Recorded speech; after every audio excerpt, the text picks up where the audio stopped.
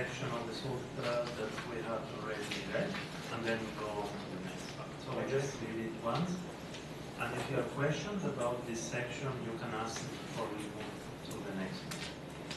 Atha Vimalakirtihi Lichadihi Tan Bodhisattvan Amantrayate Sma. Atha Vimalakirtihi Lichadis Tan Bodhisattvan Amantrayate Sma.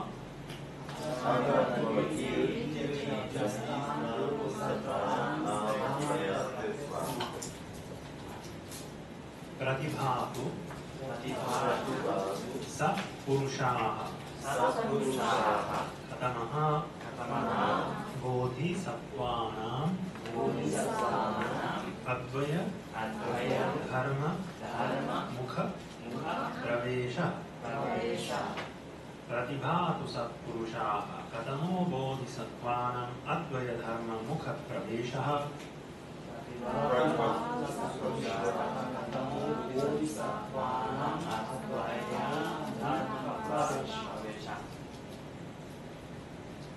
Tatra Dharma Vikurvana Nama Bodhisattvaha Sannipatitaha.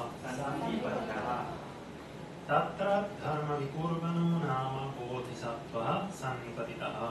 Tatra Dharma Vikurvano Nama Bodhisattvaha Sannipatitaha.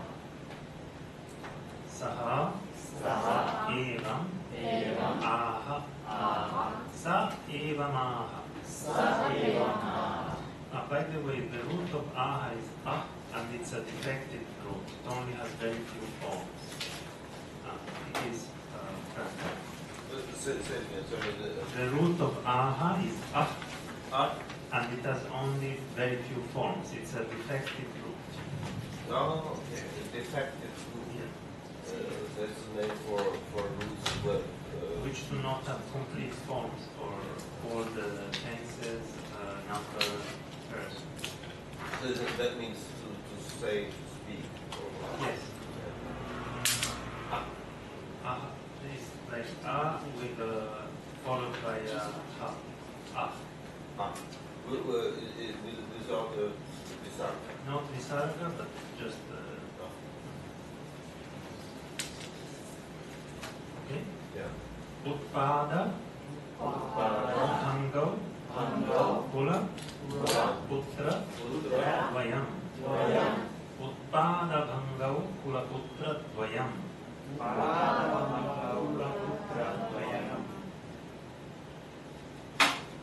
Ya Na Jatam Na Utpanna Na Tasya Kaha Chit Bhanga. Yanna Jatam Notpanna Natasya Kaschit Bhanga.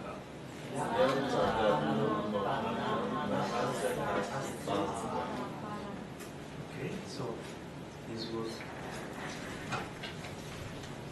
is the end of the first answer.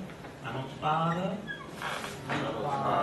Dharma Shanti Pratidamba Advaya Pravesha.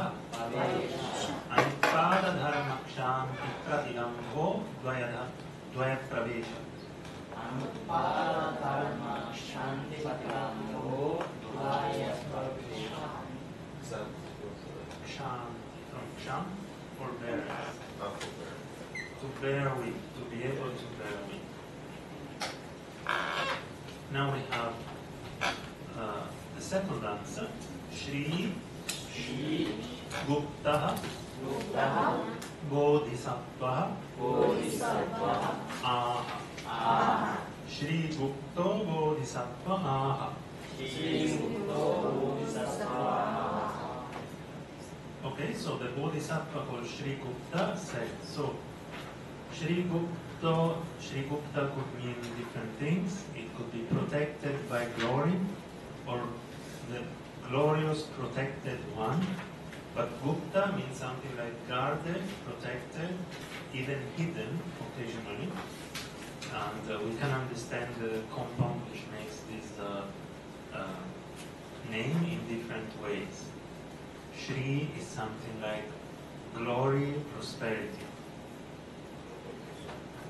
So I want Yes. Shri Gupta is, it can be understood in different ways. The one who is guarded or protected by Shri, or the glorious one who is also guarded and protected. That's also possible. Sri Gupta, Gupta is just Kridanta, right? Yes, it's Kridanta, it's... and Shri is glory, right? yes. So this is how is it called? It could be... it would be a Karmadharya or a Tatpurusha. So it is Protected by glory. protected by glory. Then it's Tatpurusha. Yeah. Yeah. And if it were Karmadharya, how would it change? He is glorious, he has glory and is protected. So Shri becomes equal to Shrima, endowed with glory. Yeah, can you translate it again, please? Then? It's either protected by glory or it is glorious and protected. Glorious and protected. And this is a Karmadharya? Yeah. Glorious and Protected.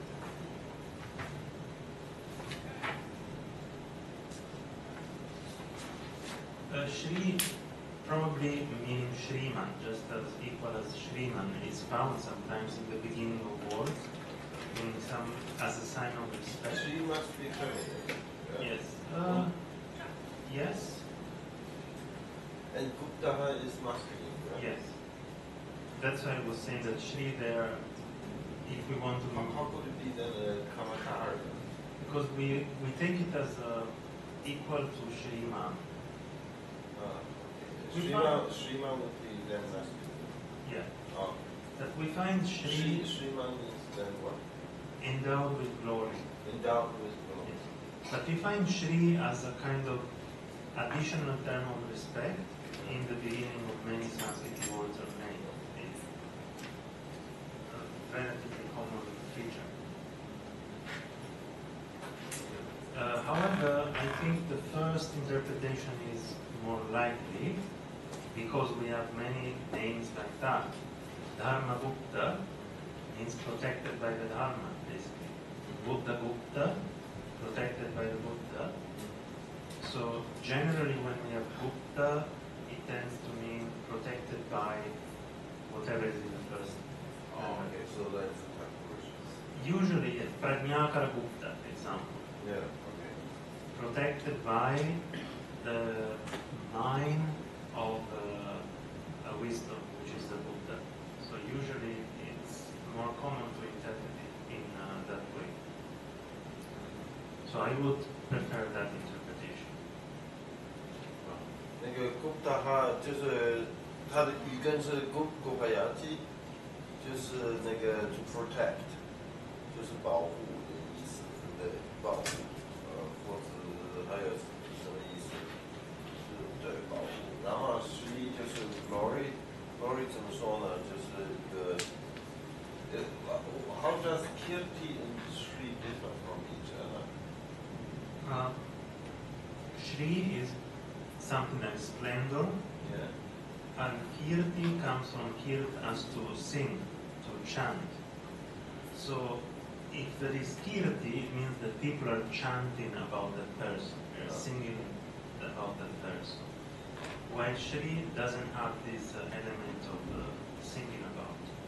So are they semantically a little bit related? Not really. Not really. So glory. Glory, because I think the word glory itself has, I forgot what's the etymology of glory, but maybe it has something to do with light. I don't remember exactly.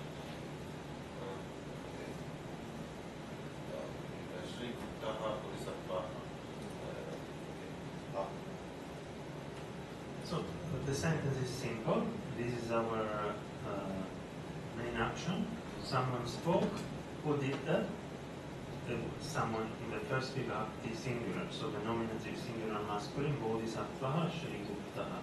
You can decide who qualifies what. It's not so strict in Sanskrit. You can sometimes get the same result by saying that this qualifies this or this qualifies this. Okay. Now we have a very standard pair. Very, very standard. So, aham, mama, iti, dvayam, etat. Aham mameti dvayameta. So, the two things, so these are two things. Dvayam etat, so neuter, etat is neuter, because dvayam is neuter. Iti marks something like quotation marks, and it indicates what are the two things. The two things are aham, mama. Aham is the first person singular. Sorry, it's first vibhakti singular of the pronoun ashmat, and mama is the sixth vibhakti singular, so the genitive. So I and mine. This is the two. That's the sense of this. So the two are aham and mama. I and mine. These also occur very often in Buddhist texts, both in Pali, Sanskrit, Tibetan, and imagine Chinese. Ahamkara, mamakara. The sense of I and the sense of mine. So you find this pair very, very often. So it just defines the two. What are the two things? What is dvaya?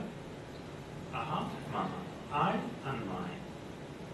这个就是等于那个鸠摩罗什的翻译讲的是得手不善有。刚刚这个Sri Gupta Bodhisattva Aha is 得手Sri 就是得，然后 Gupta 就是我刚才说就是我们白话说保护，对不对 ？To protect， 但是鸠摩罗什翻译是收。 听懂吗？啊？哪一个手？这个手。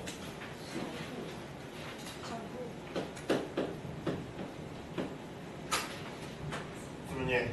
手。是几声？手。得手，对。就是得手不专于我所为二。你看阿含就是我，对不对？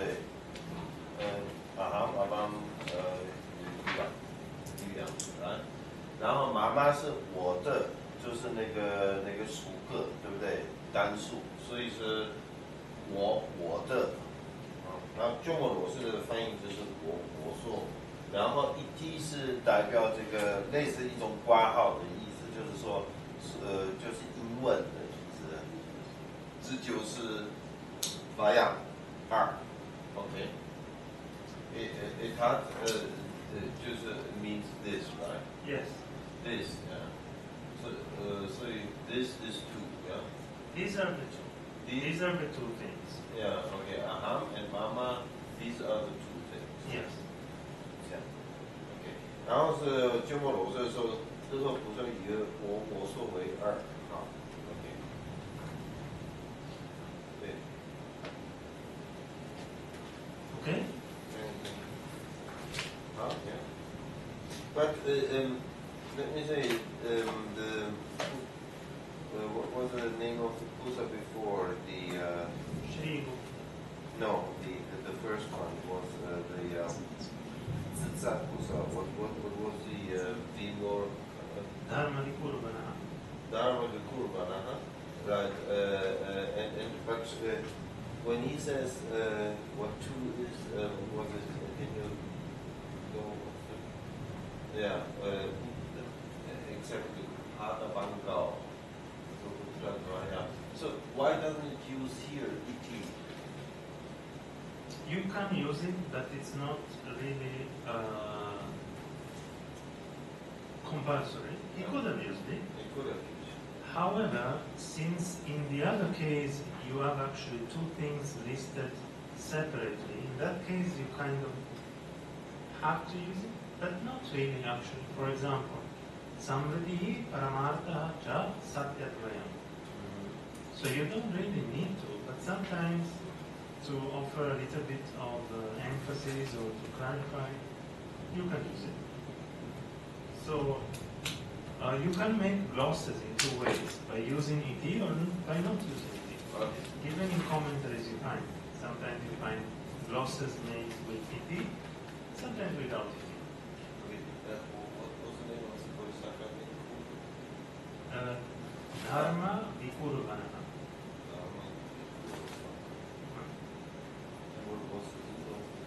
It's kr, but it's an irregular form, probably Middle Indic, and the sense there is to perform an incredible feat. Yeah.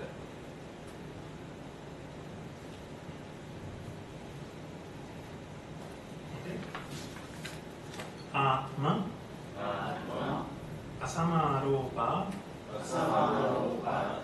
Mama, Iti, Na, Bhavati.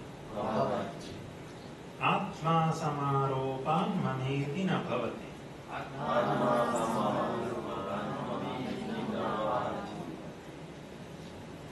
Okay.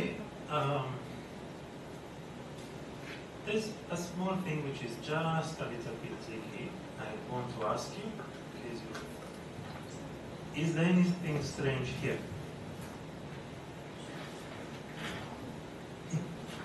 What do you mean? What's the stem form of this word, actually? Before it was aham and now it's atma. The stem form is the stem form Of what? Of which word? of the word that here appears as Atma. What's its stem form? Atman. Atman. Yeah. But what happens in compound? The N goes away. So just one feature of the words ending in nakara, in the letter N, in compound the N is dropped. Just so here we have a somewhat important word in Buddhist philosophy which recurs, samaropa. Samaropa means something like a superimposition. Samaropa, superimposition. It's a causative form from the root ruh. Ruh means to grow or to, well, the two meanings in Vedhatupata are bijasya janmani and pradurbhave. So it can mean the birth of the seed or the appearance. So this is its general sense, to grow. To grow. To grow. Ruh means to grow. Or it can mean something like How do you write it? R-U-H. Ruh. Or it can mean something like to mount upon something. So in its causative form, instead of having the form with the ha, we get pa, so ropaiting. And samaropa comes from that, to cause something to mount on something else, from the causative form of ruh. So it means to cause something to mount on something else. That's why they say superimposition, placing one thing upon another. So when there is no, due to the absence of superimposition of a self, so when there is no, or thanks to the non-superimposition of the self, so what is this fifth vibhakti? Usually it's the sense of a fifth vibhakti, the most common is ablative, which means one thing moving away from another. But this is a hetu panchami, is a fifth vibhakti indicating the reason, the logical ground, the cause for something. So due to the absence of superimposition of self. Mama iti na bhavati. Why is it sama? Why is it long a? Because it's a plus Sama plus a. yeah, some plus a. Some plus Some a. plus The two a. prefixes. Yes. Yeah, one is to complete, right? A on all sides and some is an intensifier Yeah, on all sides. on all sides. Usually the sense of A is samanta from all sides. Okay, and the first is the negation. Negation. Okay, yeah. So due to non-superimposing a self, mama iti, so the idea of mind does not come about. So I think iti sometimes can have this sense of the idea, thought of. So due to the non-superimposition of self, the idea of mind doesn't come about. This is more or less our sense. So what is the agent of bhavati? The agent of bhavati is actually mama iti. Okay. This whole phrase becomes the agent of na bhavati. It is not there, it doesn't come about. And this gives us the reason, this 50-hasti singular of the word samaropa, which should be masculine, gives us the reason. Due to the absence of superimposition of the self, due to not superimposing a self. So that's the meaning of the sentence. Any doubt about this? Or would you like to translate this? 就是白话翻译就是不确立我，也就无所谓我所。那大家听懂吗？没有反应，那就代表大家睡觉，还是我在刚才讲话你们听不懂？对，好，所以你们翻译快一点好不好 ？OK， 白话翻译就是说不确立我，决然的决，成立的立，不确立我，也就无所谓我所，也没有所谓我所，对不对？听懂吗？好，所以呢，从它的文法来说，这个第一个阿妈就是我，对不对？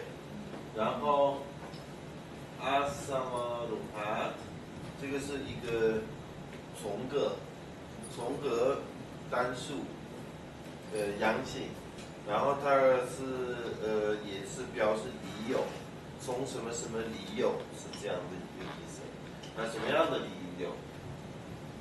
这个阿萨玛鲁帕，它的就是语根是 root，R-U-H，root，root 就是意思是说 to grow， 怎么说？长出来，然后或者 to mount， 就是说，怎么说？就是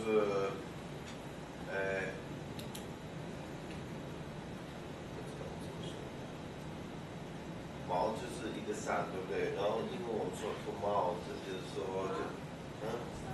不是把它一个长出来的东西，然后它会盖住的意思，有点像盖住的意思。盖住。对，盖住，有点这样的意思，因为长出来，然后变得很大，会盖住，是这意思。所以是所以就是说那个意思上是what is it？ Superimposition.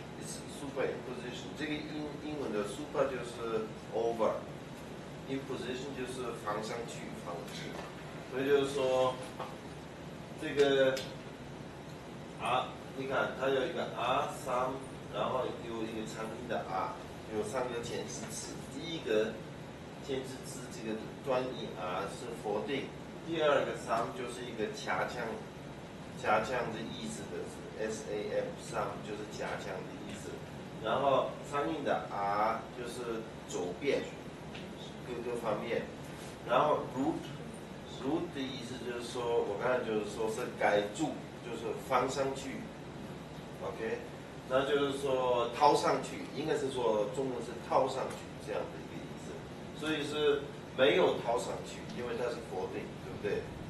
没有套上去什么东西，这个 atma， 然后是因为是重格，这个重格就叫离有的一个重格，有离有的意思，听懂吗？语言音。离有的意思。利有不是提升。理由。三声。对，听得懂，对不对？所以这个表示一个理由，什么样的理由？是因为没有把一个自我套上去的关系呢？妈妈，我说，就这样的东西就拿把哈巴提，这样的一个观念就不会有了，就没有了，懂我意思吗？但是这个意记，我们就学会了，就是代表一种类似一种英文，听懂我的意思？但是它也有另外一个意思，就是观念，就是当你是应用别人的话，就好像你把他的观念纳入进来了，对不对？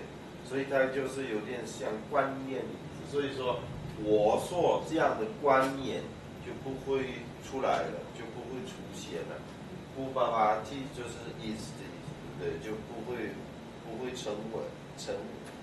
成为一个我说这样的一个观念了，懂我意思吗？是因为没有这个自我的，没有自我套上去了，所以这个我说就不会这样的观念就不会出来，不会出现。然后他这个atma asama rupa this is a tatpurusha Yes, it's 6 vibhakti tatpurusha Atmanaha asamaroha. yeah Atmanaha is 6 vibhakti. 所以这个复合语就是这个所谓的tatpurusha。OK， 好。This is a 6 vibhakti used for the object of the action. 6 vibhakti is a genitive. Yes, and it's used for the object of the action. Because the Atma is the object of the non-superposition. Oh yeah, okay. Since Samaroha indicates an action, then you have... in English we would say genitive object. Yeah, in Sanskrit that's called karmani shashtis. And on the other hand, you can also have the kartari shashti, the 6 vibhakti for the agent. Yeah, then it would be genitive subject. The object of text. Like for example, if you have the word Ramasya darshanam, it can be both. Yeah. 然后等一下，然后就是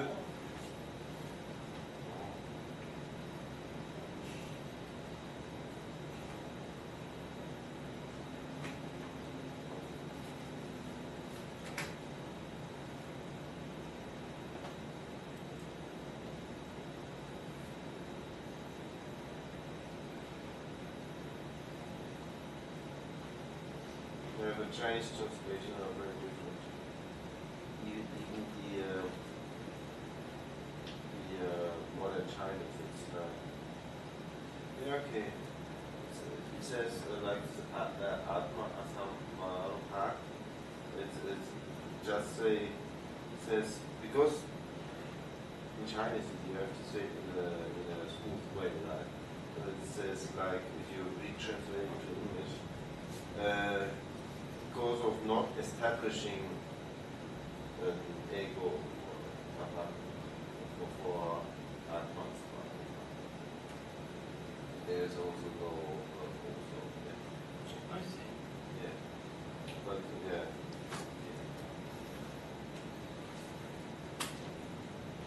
Yeah. And then Kumajiva just translated the opposite way. He said because there is a Atma, so there is also a Mama. That's what he says. Yeah. Okay. It's just the opposite. Yeah. 隐有，鸠摩罗是跟这个范我刚好相反的。他说隐有我故，便有我受。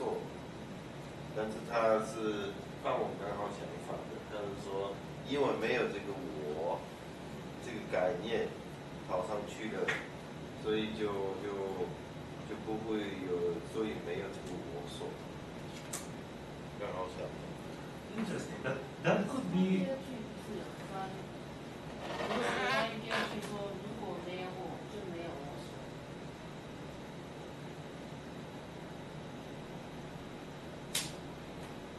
哦。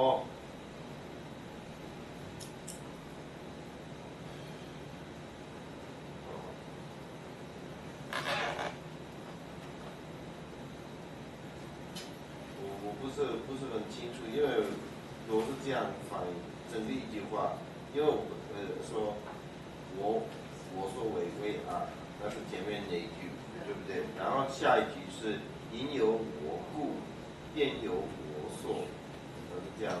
然后下一句话，若无有我，自无我所，是为如故而法。那个，但是。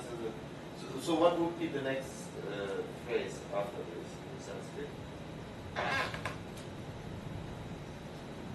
This. Okay. Yeah. So then it looks like that he interpolated the phrase, which hasn't been in the Sanskrit. Well, it could have been there in another manuscript. Okay, because the next one, Yahacha Asamarupaha, Ayam, it means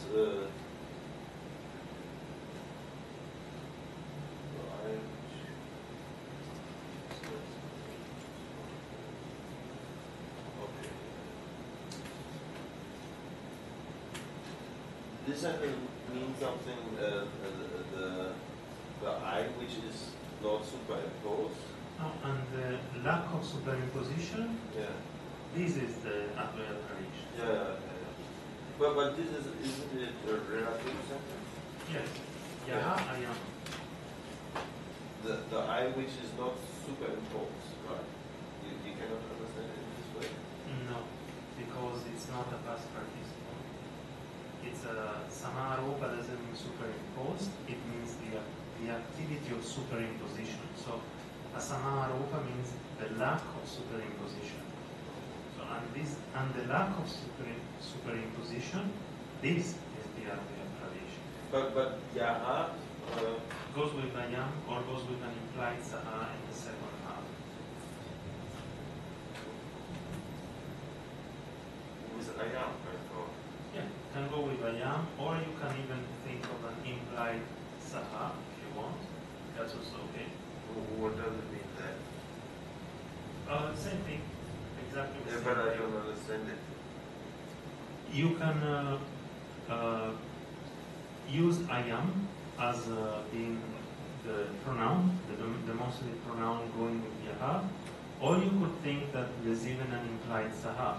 Yaha cha asamaropaha saha ayam advaya pradesha. And you take ayam more or less as if it were an article in English with a small emphatic sense.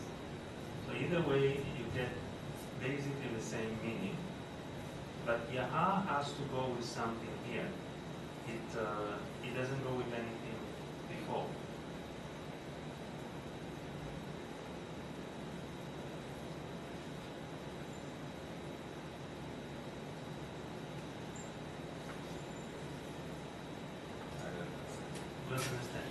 Do you understand? No, I understand it.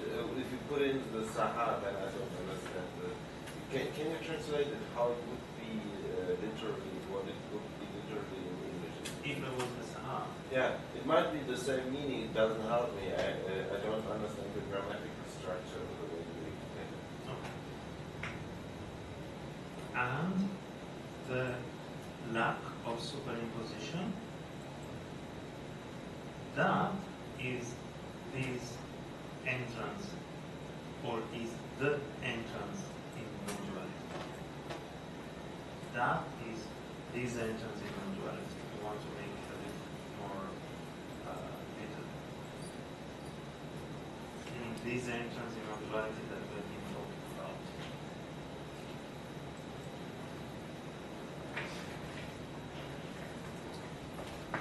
It's very common to have Saha Ayam as the double demonstrative pronoun.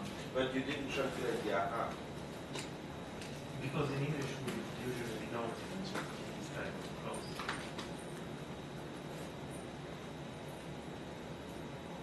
In English one uses only one relative pronoun to form a relative clause rather than two. Yeah, of course, yeah, I know that. Yeah, but I would like to ask if you translate it in a way that it is not a very smooth English, but comes close to the grammar structure of the Sanskrit. Okay, and so we could say, and that which is the non-superimposition, Yeah. that is this entrance in non-duality. And what's with the ayam then? This. That is this entrance in non-duality. It's purely emphatic.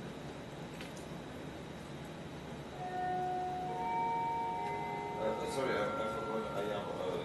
That's demonstrative. It's a demonstrative. Oh, I'm sorry, I always mixed it up with something. Okay. It's the masculine form of idam. If you had said it before, we could have saved all the others. Okay. I mixed it up with the personal pronoun. Ah, okay. No. I mixed it up with aham. No, that was my problem. Ah. Okay. Yeah, no, then it's completely clear. Yeah. But I have yet to explain the sentence. Should I explain it? Yeah. Okay. We have to read it. Yaha cha asamarohah ayam advaya praveshah yascha samaroho yamadvaya praveshah.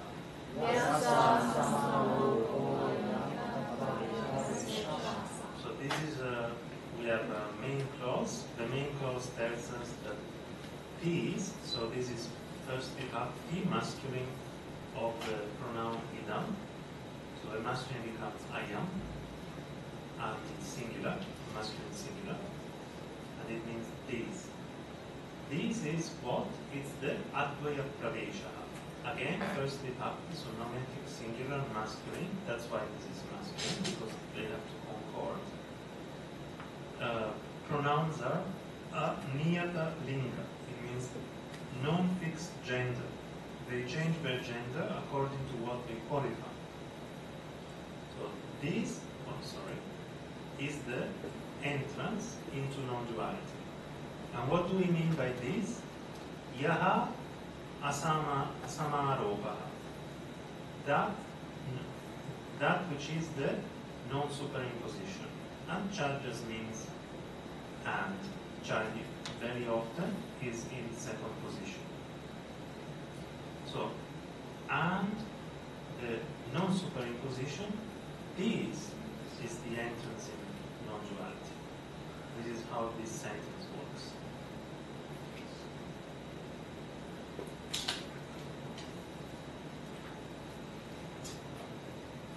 This is just a 关系句，然后Advaya Pravesaha 就是入这个部二，这个部二对不对？然后Yaha 就是那个关系代名词